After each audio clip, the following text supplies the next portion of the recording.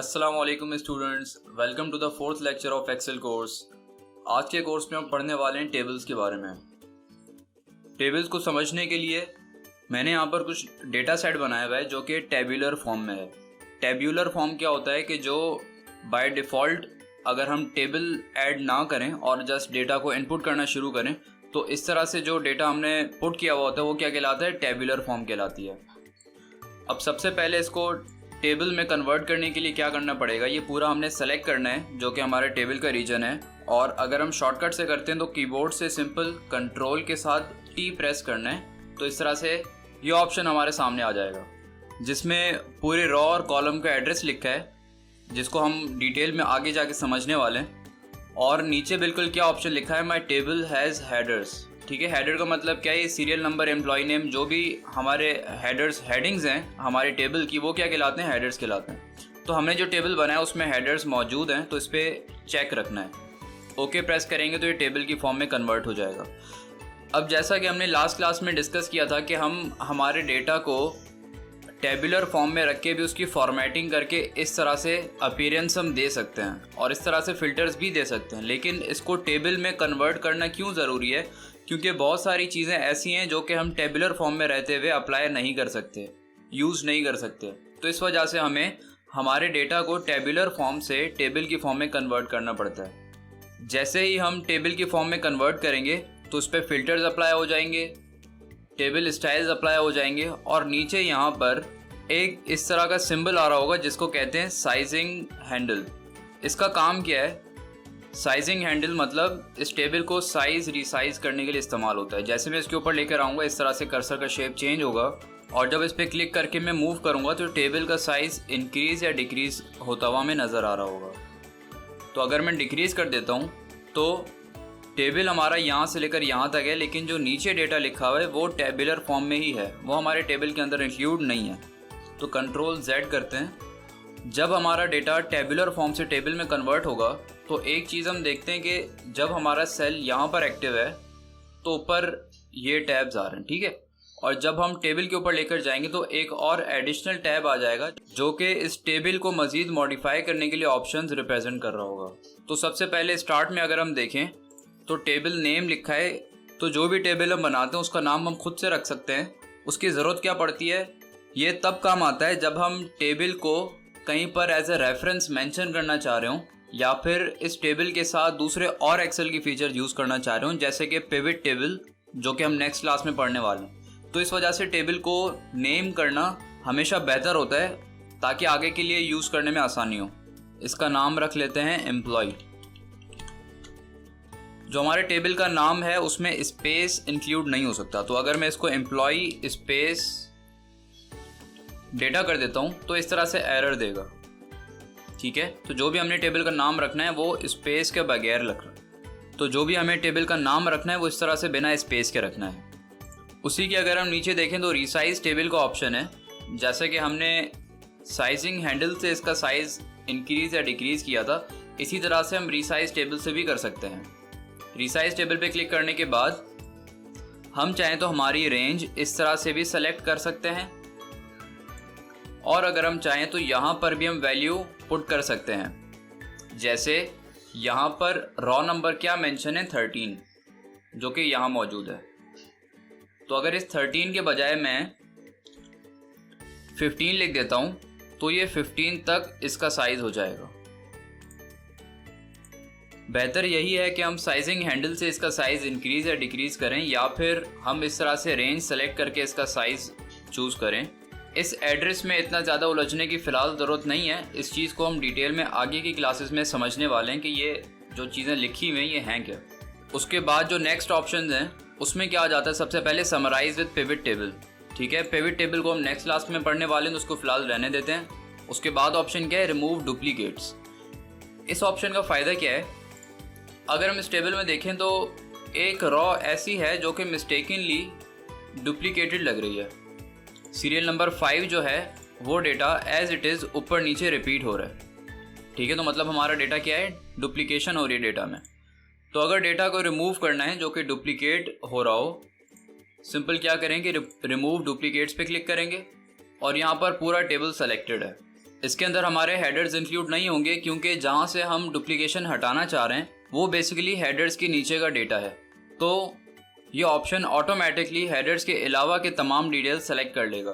तो अगर हम सेलेक्ट ऑल पे रखते हैं, जितने भी कॉलम्स हैं सबको अगर हम सेलेक्टेड रखते हैं और तब हम ओके करते हैं, तो क्या होगा कि जो डुप्लीकेटेड रॉ थी वो पूरी की पूरी रिमूव हो गई। ठीक है, 1 duplicate values found and removed, 10 unique values remain. ठीक है, तो टोटल 11 रॉज थी, एक रॉ डुप्लीकेट हो रही थी, तो वो पूरी की पूरी रॉ इसने क्या कर दी, रिमूव कर दी। ठीक है, याद रखिएगा कि जब इस तरह की प्रॉब्लम हो कि कोई रॉ रिपीट हो रही हो तो तब हमने पूरा टेबल ही सेलेक्ट रखना है। ठीक है, वरना अगर हम पूरा टेबल सेलेक्ट नहीं रखते और किसी स्पेसिफिक कॉलम की बेसिस पे करते हैं तो उसमें प्रॉब्लम क्या आ सकती है। जैसे मैं अभी एज के हिसाब से करूं तो क्या होगा कि वो जो रॉ डुप्लीकेट थी वो तो हम रिमूव कर चुके हैं। अब एज में अगर मैं देखूं तो 26 यहाँ भी है और 26 यहाँ भी लिखा है। ठीक है, लेकिन ये 2 डिफरेंट सीरियल नंबर्स हैं और 2 डिफरेंट एम्प्लॉयज़ हैं। तो यहाँ पर अगर मैं डुप्लीकेशन की बेसिस पर ओके कर देता हूँ तो क्या होगा कि जो पहली रॉ आई जिसमें 26 एज लिखी हुई थी वो तो बाकी रही, लेकिन जब ये वाली वैल्यू एज कॉलम वाली वैल्यू जो कि हमने सेलेक्ट किया था वो वैल्यू जब जहाँ पर रिपीट हुई तो उसने इस पूरी रॉ को उड़ा दिया। तो इस चीज़ को अवॉइड करने के लिए हमने क्या करना है, हमेशा पूरा टेबल सेलेक्ट करके करना है ताकि अगर इंटायर डेटा रिपीट हो रहा है तो वो रिमूव हो जाए। और ये चीज़ जैसे हम पहले भी डिस्कस कर चुके हैं कि जब हम किसी फीचर को यूज़ करके कोई डेटा रिमूव कर रहे होते हैं, चाहे वो डुप्लीकेशन का हो, किसी भी तरह से अगर हम रिमूव कर रहे होते हैं तो एक्सेल क्या करता है, उस पूरी की पूरी रॉ को उड़ा देता है, पूरी रॉ को रिमूव करता है। उसका रीज़न क्या है कि जब भी हम डेटा फीड करते हैं तो हमेशा जो डिटेल्स हैं वो किस तरह से बढ़ रही होती हैं, आगे राइट की तरफ बढ़ रही होती हैं। ठीक है, जैसे सीरियल नंबर 3 है, उसमें अनस लिखा है, फिर जो आईडी लिखी है वो किसकी आईडी है, वो अनस की आईडी है। ठीक है, और जो एज लिखी है वो किसकी एज है, अनस की एज है। इसी तरह से डिपार्टमेंट भी सीरियल नंबर 3 के ही अगेंस्ट है। तो जितना भी डेटा है पूरा वो एक ही बंदे के अगेंस्ट डिटेल्स में चल रहा है। ठीक है ना, तो अगर मैं सिर्फ 19 यहाँ से रिमूव कर दूँ और ये वैल्यूज़ ऊपर मूव हो जाएं तो क्या हो जाएगा, पूरा डेटा मर्ज हो जाएगा, मिक्स हो जाएगा सारा। ठीक है, इधर के डेटा उधर, उधर का डेटा इधर हो जाएगा। तो इस वजह से एक्सेल क्या करता है, ऑटोमेटिकली अगर 19 वैल्यू डुप्लीकेट हो रही होगी कहीं पे तो ये दूसरी 19 वैल्यू के साथ उसकी पूरी रॉ को डिलीट करेगा ताकि डेटा की मिक्सिंग ना हो और वो जो एंटायर डेटा सेट है वो पूरा रिमूव हो जाए वहाँ से। आगे बढ़ते हैं, उसके बाद अगर हम देखें तो कन्वर्ट टू रेंज का ऑप्शन है। अगर हम इस टेबल को वापसी टेबुलर फॉर्म में कन्वर्ट करना चाहते हैं तो सिंपल कन्वर्ट टू रेंज पे क्लिक करेंगे। Do you want to convert the table to a normal range, yes. तो ये वापसी क्या हो जाएगा, टेबुलर फॉर्म में आ गया। यहाँ पर साइजिंग हैंडल नज़र नहीं आ रहा, ऊपर फिल्टर्स नज़र नहीं आ रहे और यहाँ पर टेबल डिज़ाइन का टैब नज़र नहीं आ रहा। इसका मतलब ये टेबुलर फॉर्म में कन्वर्ट हो चुका है, लेकिन जो फॉर्मेटिंग और तमाम चीज़ें टेबल के फीचर्स में हमने अप्लाई की हुई होंगी वो सारी चीज़ें यहाँ पर बाकी रहेंगी। अब टेबुलर फॉर्म के बजाय टेबल की फॉर्म में काम करने का एक और फ़ायदा ये भी होता है कि जैसे ये टेबल मैंने बनाया हुआ है और अगर मैं नीचे स्क्रॉल करता हूँ तो जो हेडर्स थे वो इन कॉलम्स के लेबल्स पे आ जाएंगे। ठीक है ना, तो मुझे इस चीज़ की फ़िक्र करने की ज़रूरत नहीं है कि अगर मैं नीचे स्क्रॉल करूँगा तो भी मुझे पता ही नहीं चल रहा जैसे ABCD इस वाले कॉलम में ये जो वैल्यू है ये किस चीज़ की वैल्यू है, इस कॉलम का हेडर क्या है, इसकी मुझे फिक्र करने की ज़रूरत नहीं है क्योंकि कॉलम के लेबल में ही हमारे पास इस तरह से इंडिकेट हो रहा होगा। टेबल में काम करने का एक और फ़ायदा ये है कि जैसे यहाँ पर 10 एम्प्लॉयज़ की मैंने डिटेल्स लिखी हैं। ठीक है, अब अगर मुझे यहाँ पर डिटेल ऐड करनी है, 10 के नीचे जैसे ही मैं 11 लिखता हूँ और इंटर प्रेस करता हूँ तो क्या हुआ, टेबल ने ऑटोमेटिकली हमारी इस वैल्यू को अपने अंदर इंक्लूड कर लिया। ठीक है, तो पहले जो साइजिंग हैंडल यहाँ पर मौजूद था वो नीचे मूव हो गया, मतलब हमारे टेबल का जो साइज़ है वो ऑटोमेटिकली एडजस्ट होता है जैसे जैसे हम उसमें वैल्यूज़ ऐड करते जाते हैं। ठीक है, जैसे अगर दोबारा यहाँ पर मैं 12 लिखूँ, इंटर प्रेस करूँ तो अगेन ये टेबल के अंदर आ गया।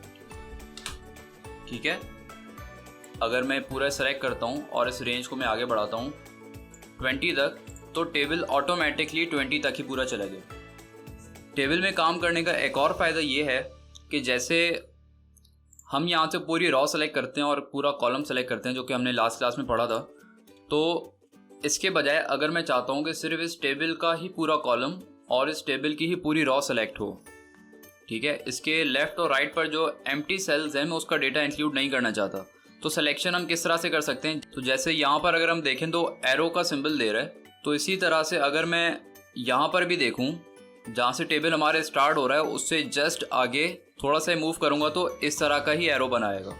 अगर और आगे लेकर जाऊँगा तो ये सेल को सेलेक्ट करने वाला ही सिंबल दे रहा है, लेकिन अगर मैं सेल से जस्ट थोड़ा सा आगे मूव करूँ तो ये इस तरह से एरो दे रहा है। अगर मैं क्लिक करूँ तो ये पूरी रॉ सेलेक्ट हो जाएगी, ठीक है। इसी तरह से अगर यहाँ पर देखूँ तो यहाँ पर भी पूरा कॉलम सेलेक्ट हो जाएगा हेडर को हटा के, ठीक है ना, क्योंकि अगर मुझे किसी कॉलम को पूरा सेलेक्ट करके उसकी फॉर्मेटिंग चेंज करनी है लेट्स सपोज, तो मैं हेडर की फॉर्मेटिंग को तो उससे सेपरेट रखूँगा ना। जैसे यहाँ पर हेडर में जो कलर है आईडी का वो वाइट कलर में, ठीक है, और नीचे जो है वो ब्लैक है। तो अगर मैं फॉर्मेटिंग चेंज करूँगा तो नीचे जो हमारा डेटा है उसकी फॉर्मेटिंग और जो हेडर है उसकी फॉर्मेटिंग डिफरेंट होती है, ठीक है। लेकिन फिर भी अगर हेडर के साथ सेलेक्ट करना हो तो सिंगल क्लिक के बजाय डबल क्लिक करना है, ठीक है। डबल क्लिक करेंगे तो हेडर के साथ पूरा कॉलम सेलेक्ट होगा और अगर सिंगल क्लिक करेंगे तो हेडर को हटा के नीचे का डेटा सेलेक्ट होगा, ठीक है। तो यहाँ से हमने ये कॉलम सेलेक्ट किया, शिफ्ट होल्ड करके नीचे मूव करते जाएंगे, पूरा सेलेक्ट हो गया। यहाँ पर आके कंट्रोल के साथ माइनस, तो क्या होगा, जो रॉस थी वो हमने डिलीट कर दी। इसी तरह से सिलेक्शन के अलावा हम एक और चीज़ कर सकते हैं टेबल्स के अंदर कि जैसे ये जो एज वाला कॉलम है मैं चाहता हूँ ये आईडी वाले कॉलम से पहले आ जाए। इसी तरीके से पूरा सेलेक्ट करना है मुझे हेडर के साथ, ठीक है ना, क्योंकि मैं एज वाला जो कॉलम है वो हेडर के साथ ही मूव करना चाहूँगा। तो पूरा सेलेक्ट करके जब मैं हमारे कर्सर को इस तरह से लेकर आऊँगा, इसकी बाउंड्री पे कहीं पे भी लेके जा सकते हैं। जब इस तरह ब्लैक कलर का 4 हेडेड एरो नज़र आ रहा होगा उस पर क्लिक करके हमने मूव करना है। जब मूव करेंगे तो इस तरह से ये हाईलाइट कर रहा है कि ये कॉलम यहाँ पर प्लेस होने वाला है। तो यहाँ पर जैसे हम क्लिक को छोड़ेंगे तो पूरा कॉलम यहाँ आ जाएगा और जो आईडी वाला कॉलम है वो आगे बढ़ जाएगा।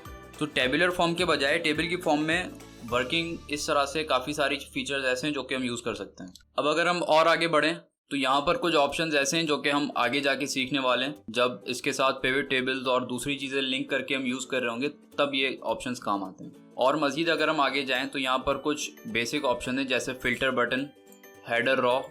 अगर हम इसको अनचेक करें तो जो हेडर रॉ है वो सिर्फ हाइड हो जाएगी, ठीक है, वो डिलीट नहीं हुई है। तो जब दोबारा क्लिक करूँगा तो वापसी हमारे हेडर तमाम ऑप्शंस के साथ आ जाएंगे। टोटल रॉ क्या है, इस पर अगर मैं क्लिक करूँ तो एक रॉ ऐड हो जाएगी जो कि लास्ट वाले कॉलम में जो डेटा है उसको ये काउंट करेगा, ठीक है। यहाँ पर इसने ऑटोमेटिकली क्या डिटेक्ट किया है, क्योंकि हमारा डेटा टेक्स्ट की फॉर्म में था, नंबर्स की फॉर्म में नहीं था, तो इन सारे सेल्स का नाम एवरेज निकाल सकते हैं ना, इनको सम कर सकते हैं, सिर्फ और सिर्फ क्या कर सकते हैं, इनको हम काउंट कर सकते हैं। तो एक्सेल ने ऑटोमेटिकली टेक्स्ट वाले डेटा को क्या किया, यहाँ पर काउंट किया है।